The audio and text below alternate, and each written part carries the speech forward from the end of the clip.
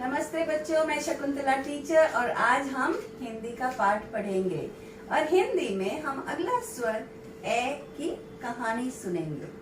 तो बच्चों, आज की कहानी में हमारे पास एक लड़का है। उस लड़के का नाम है एकलव्य। उस लड़के का नाम है एकलव्य। हम एकलव्य की कहानी आपको बताते हैं। तो ये है हमारा लड़का एकलव्य। ओके, और एकलव्य की माता का नाम है एकता। क्या नाम है? एकता। ऐसा हुआ बच्चों, एक दिन एकलव्य अपनी माता एकता के साथ बाजार गया। बाजार जाते जाते उसने क्या देखा? बहुत सारी भीड़ थी। बहुत सारी भीड़ थी। क्या हो रहा था? बहुत शोर हो रहा था।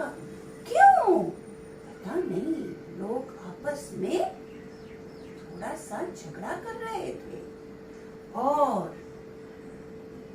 दूर उसने देखा कि एक दूर जगह पर एकांत में एक खरगोश बैठा था। कौन बैठा था? खरगोश। एकांत में, एकांत मतलब एक बहुत ही सुनी जगह पर जहां पर शांति हो।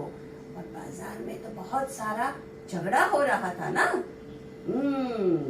तो उसने माँ से कहा, देखो माँ, लोग कैसे लड़ रहे हैं। तो माँ ने कहा, बेटा, हमको लड़ाई झगड़ा नहीं करना चाहिए। हमको सब मिलजुल कर रहना चाहिए, एकता के साथ। एकता मतलब यूनाइटेड। ओके, हमको सब साथ में रहना चाहिए। तो बाजार होते होते जब वो घर की ओर मुड़े तो उन्होंने क्या देखा? उन्होंने देखा कि बहुत सुंदर एक दंत का मंदिर है। तो बच्चों बताओ मुझे, एक दंत कौन से भगवान होते हैं? सही पहचाना, गणपति जी। उनका एक दंत होता है। तो एक दंतीय गणपति जी का मंदिर था। वहां पर वो गए, उन्होंने नमस्कार की और सीधे घर लौटने लगे। चलते चलते क्या हुआ? एक पत्थर था जो कि एकलव्य ने नहीं देखा और उसकी एड़ी मचल गई। हाँ बच्चों, एड़ी ऐसे मुड़ गई और वो गिर पड़ा। और फिर माँ ने उसे तुरंत उठाया और उसकी एड़ी साफ करके, थोड़ा मसाज करके उसे घर ले आई। तो बच्चों, ये है हमारी ए की कहानी। तो हमने कौन से शब्द पढ़े आज? हमने ए से एक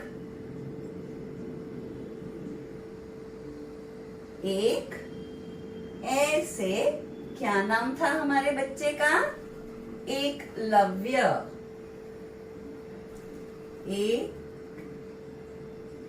एक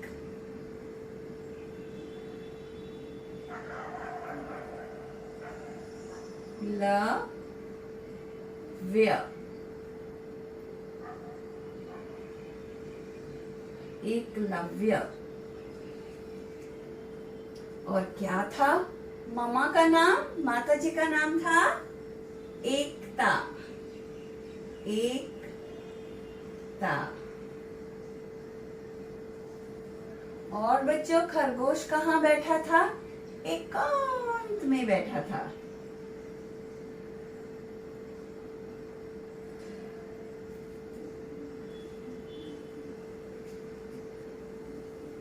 एकांत में बैठा था और चलते चलते एकलव्य की एड़ी मचल गई। एड़ी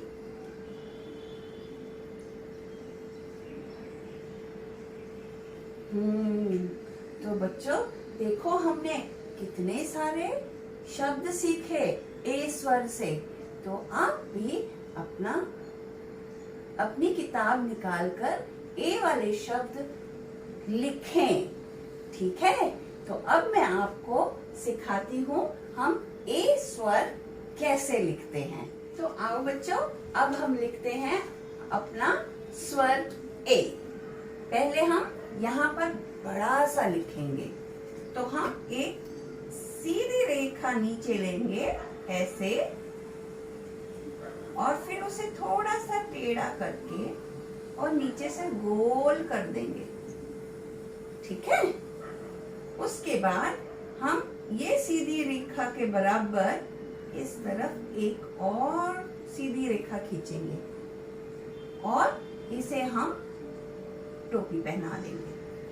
तो ये हुआ हमारा एड़ी का ए, एकलव्य का ए, एकांत का ए,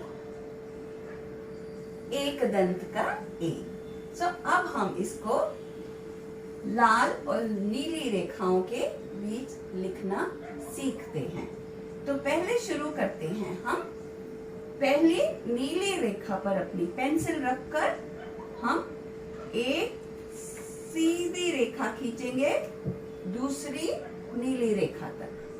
फिर दूसरी नीली रेखा से हम उसे थोड़ा टेढ़ा नीचे ले आएंगे और तीसरी रेखा को हम टच नहीं करेंगे और उसके पहले ही हम उसे गोल घुमा देंगे।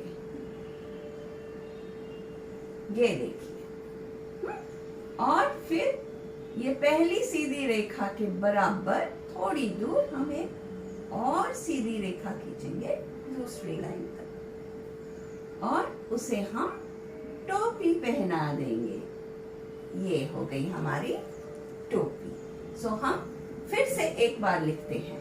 पहले हम ऐसे सीधी रेखा खींचेंगे, फिर हम उस सीधी रेखा को हम थोड़ा घुमा लेंगे टेढ़ा और गोल कर लेंगे और उसके बराबर एक और सीधी रेखा करके उसे टोपी पहना देंगे। ऐसे ही हम अपनी किताब में 4 बार एक लाइन पर लिख सकते हैं।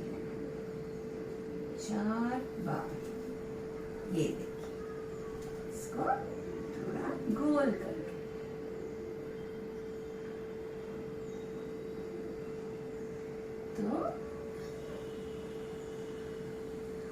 तो बच्चों ये है हमारा आज का स्वर ए।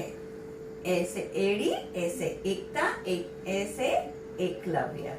उम्मीद है आपको एकलव्य की कहानी अच्छी लगी होगी और अगर ये अच्छी लगी हो तो मेरे चैनल को प्लीज सब्सक्राइब करिए।